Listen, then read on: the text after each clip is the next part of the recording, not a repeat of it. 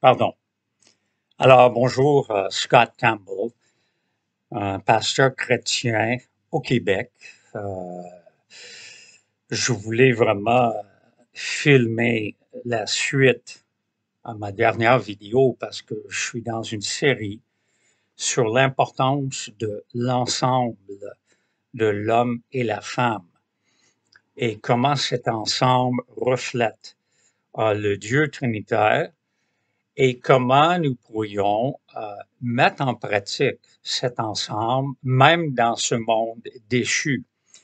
Nous savons que Genèse 1 et 2, la vie qui était là, la création qui était là, est arrivée avant ce que nous appelons la chute de l'être humain, de l'homme et la femme, avant qui avait désobéi à Dieu. Mais Genèse 1 et 2 nous donnent le fondement, et un fondement vraiment important pour les plans originels de Dieu. On avait vu Genèse 1 que Dieu, le Dieu trinitaire, qui est l'ensemble fondamental dans les cieux, ce Dieu décide, on va créer un ensemble fondamental pour la terre, sur la terre. Alors Dieu fait équipe avec l'homme et la femme. Il crée l'homme et la femme à son image.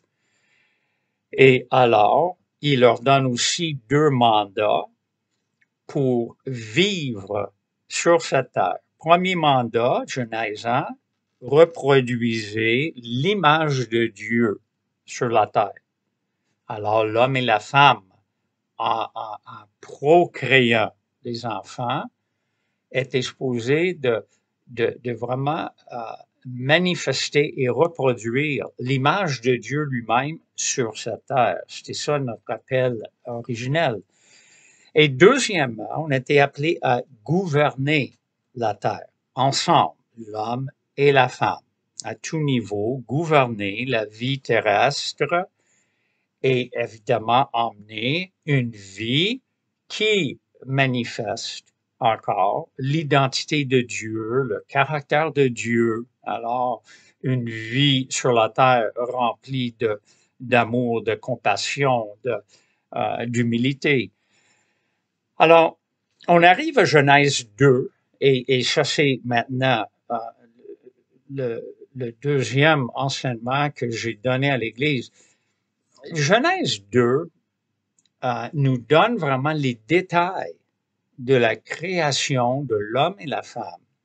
Et un peu plus profondément, la relation entre l'homme et la femme. Alors, on lit dans Genèse 2 que l'homme et la femme n'étaient pas créés au même moment. Genèse 1, on ne sait pas, c'est pas clair. Ça dit que Dieu a créé l'homme et la femme. Mais Genèse 2 nous spécifie que Dieu prend la poussière de la terre, il crée l'homme, l'être masculin. Et il souffle, alors, dans cet être, le souffle de vie, l'homme devient un être vivant.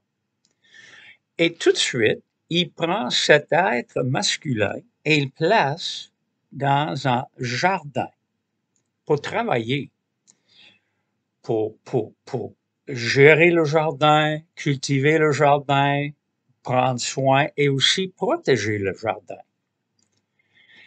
Et lorsque l'homme est placé dans le jardin, Dieu lui dit directement, écoutez, tu peux manger de tous les fruits dans ce jardin, tout à ta disposition, euh, sauf l'arbre de la connaissance du bien et du mal.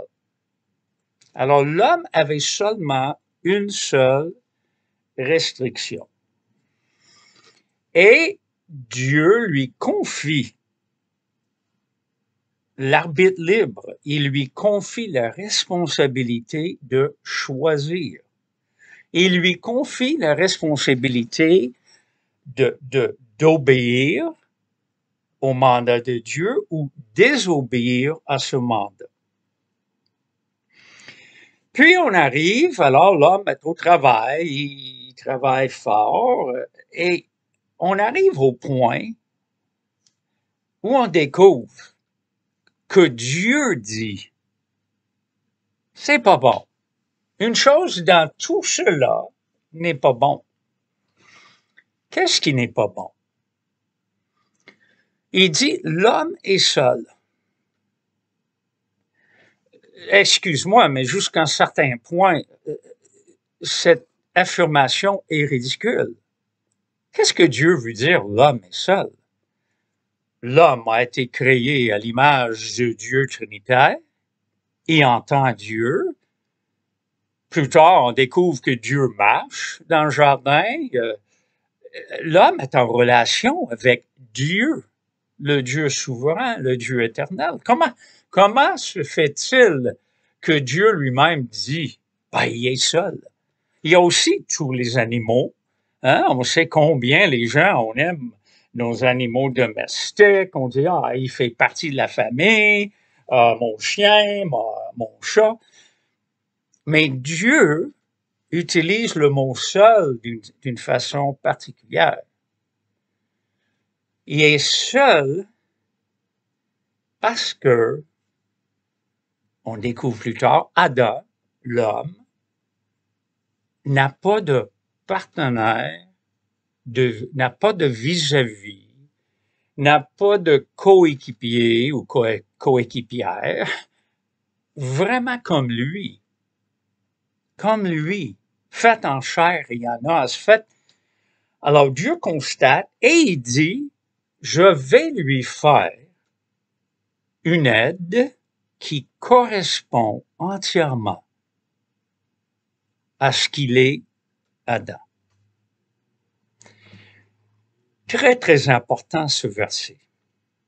Ce verset, dans le fond, est le centre de Genèse 2 parce que ça définit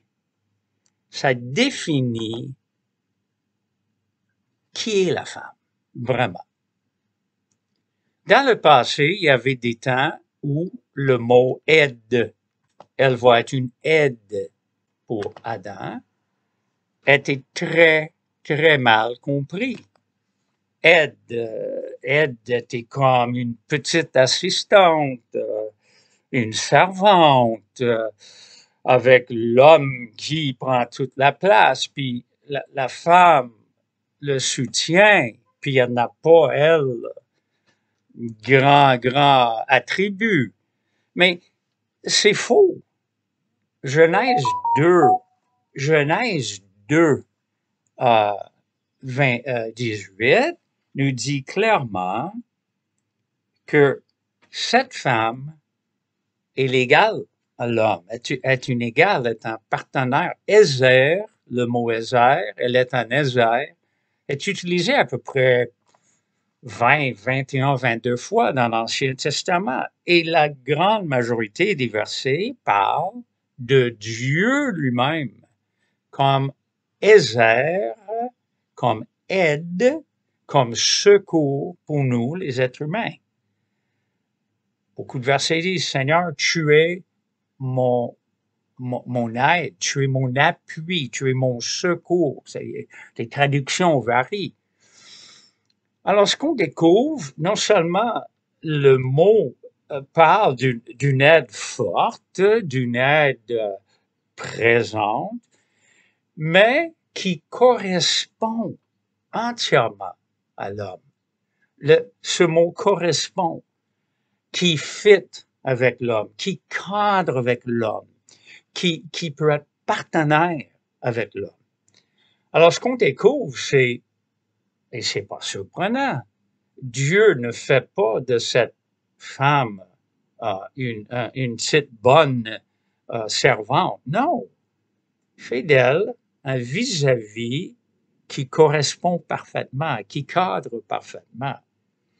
Et c'est confirmé quand on voit l'homme est fait de la poussière, mais Dieu dit, je vais lui faire une aide qui lui correspond. Alors, il sort de l'homme comme une partie, OK, qui alors nous démontre comment la femme et l'homme fit ensemble. La femme, il sort la femme, il crée la femme. Et l'homme, quand il réveille de son sommeil, il dit, wow, os de mes os, chair de ma chair. Et l'homme voit immédiatement qu'elle cadre parfaitement. Et Moïse écrit, pour cette raison, cet homme-là va même quitter ses parents et s'attacher à sa femme, parce que c'est là, l'ensemble fondamental. C'est l'homme et la femme engagés ensemble pour reproduire sur cette terre l'image de Dieu. C'est l'homme et la femme ensemble qui gouvernent la terre à tout niveau. Et c'est cette équipe qui fait la force de cet ensemble. Genèse 2, il est clair, nous donne des indices, nous donne des faits. L'homme est créé en premier. L'homme en premier est confié une responsabilité morale. Dieu lui confie ça. L'homme nomme sa femme. Je suis Ish en hébreu. Tu es Isha. OK? Je suis homme. Tu es femme. En anglais, ça fait bien. I'm a man. Tu es woman. Alors, ça nous donne des indices de, OK, l'homme, l'être masculin, a un certain leadership, mais c'est toujours des deux ensemble qui accomplissent les mandats de Dieu. Alors voilà les plans originels. Alors il faut regarder, bon, mais qu'est-ce qu'on fait après la chute, parce que des choses malheureusement ont vraiment changé. Et qu'est-ce que Dieu veut faire lui-même en nous, les chrétiens, qui sont maintenant habités par son esprit? Comment Dieu veut-il retourner dans ses plans originels? Et c'est ça ce qu'on va regarder dans la prochaine vidéo.